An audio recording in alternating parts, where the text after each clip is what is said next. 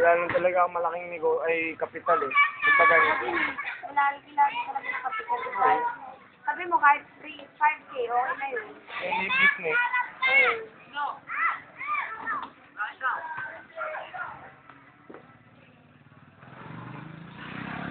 Naghanap kasi ako ng kapartner.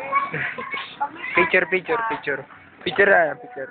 1, 2, lang. Huwag kang gumalaw. 1, tol, alam ko yan. 2, BGN, tol. 3. Diba? Tol, ang tagal ah. Kaso pag partner, kailangan talaga kakilala mo rin eh. may dapat meron Kunwari. kami. Oo, sige naman.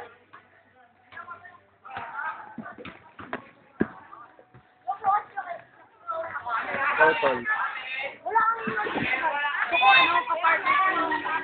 Ngayon po, ay nandito tayo Tol, dakda. sa covered court ng Victoria. Interviewin ko po ang isa sa pinakamalakas maglaro sa larangan ng pampalakasan sa laro ng basketball. Ten, ten, ten, ten, ten, ten, ten, ten, ten, ten. Ten, ten, ten, ten, ten, ten, ten, ten, ten, ten. Wow, sir. Oy. Oh. Nandito po ako ngayon para mangalap ng konting impormasyon at humingi ng payo sa isang magaling na manlalarong katulad mo. Ano gusto mo ba, payo? Sir, Oh. paano ba mag-practice? Ay, magpakilala ka pala muna. Ako nga pala si Charles Barkley. Charles Barkley na NBA. NBA, international yan ah. Yeah. Sino po ba mga kasabayan mo maglaro noon sa NBA? Karl Malone. Jordan Herrera. Jimmy, Bondo. Ay, hindi. Jimmy Santos. Sino pa ba? Si Bonel, Yeye Bonel. Phil Jackson. Basta mga sikat na, no? Sino pa ba? Siyempre, Michael B. Mr. Barclay. As in, Yeah. Mr. Barclay. Yes. May tanong lang po ako sa inyo. Kasi, di ba, ang isang manlalaro, meron din niyang matinding kalaban. Ano po ba ang pangalan ng yung matinding kalaban o rival? Ang pangalan kasi ng matindi kong kalaban.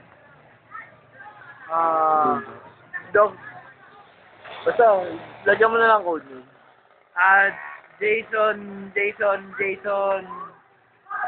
Jason sa Pinay Big Brother. Yan, Jason Pwede. Garcia. Yan, Jason Garcia. Siya ba ang matindi mong kalaban? Oo. Malakas yun, tol.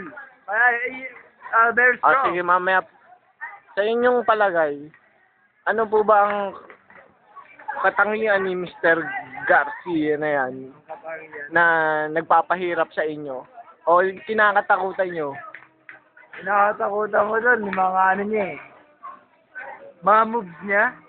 Tulad ng ano po? Anong klaseng move? Yung 3 points, fade away. Nakahiga na sa... Wow! Ganun, nakahiga. Pero kapos. Ba't naman po kayo natatakot? Alam ko na po. Siyempre, kapos. Oo. Tatamaan yung isang player nyo sa Oo. ulo. Malay mo, ako na dun sa ano. Eh di ako kawawa. Ikaw ang tatamaan. Oo. Kaya, yun na Meron ka ba dyang maiksi lang po Ah. Kukunan ko kayo ng isang maiksing mensahe. May bibigay nyo kay Mr. Garcia. O, sige po. Sa inyo na po ang kamerang ito. Jason Garcia. Kasi gusto ko lang malaman mo, magaling ka eh. Magaling ka, the best. Kinakatakutan kita. Pagdating sa pagkain, napaka number 1 mo. Ay, na bakla. Sige. Pagdating sa asaran, napaka number 1 mo. Basketball, tol. Doon ko nga nakita yung pagiging bobong bakla mo eh. Doon ko rin nakita yung pagiging bolang bakla mo. Sasabi na kakampi mo, bato. Binigay sa'yo, bato. O, sige, tama naman. Masyado na pong masasakit at makakangin yung mga Oo. sinabi. Kung natanong ko sa inyo, ang killer move ni Mr. Garcia, ngayon, sa inyo naman po, ano ba ang inyong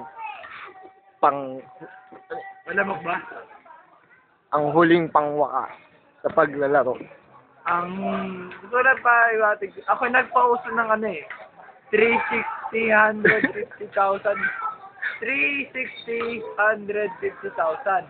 Yung ganito. Paano po ba yun? Sandali lang po. Layo ka doon. Ganito ikot. Layo ka pa. Ganito ikot. Yan.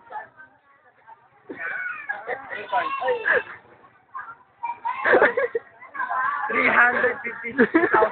Yan yung Ilang oras kang habang nasa ere ba yan? 5 hours. Oo. Bagay gamit ako. Wow. Umuwi. Ayun ba? Bakit umuwi? Naligo. Naligo doon. Yun. Up.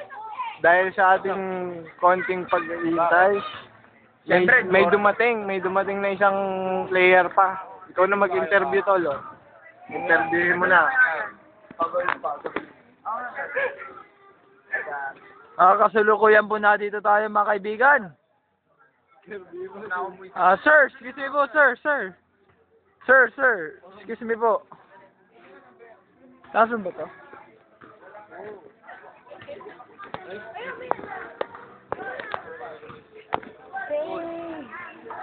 Sir, excuse me po. Ito po, picture tayo. Ano video yan? Video yan eh. Ano ka ba? Nakita ko na kanina eh. Ganun. Okay na ba? Uy, ano yung interview mo yung muse natin? Muse nyo. Miss namin, yung miss po namin, ito po. Si Dora. Dora Telo. Ano yan? Tama ka ba?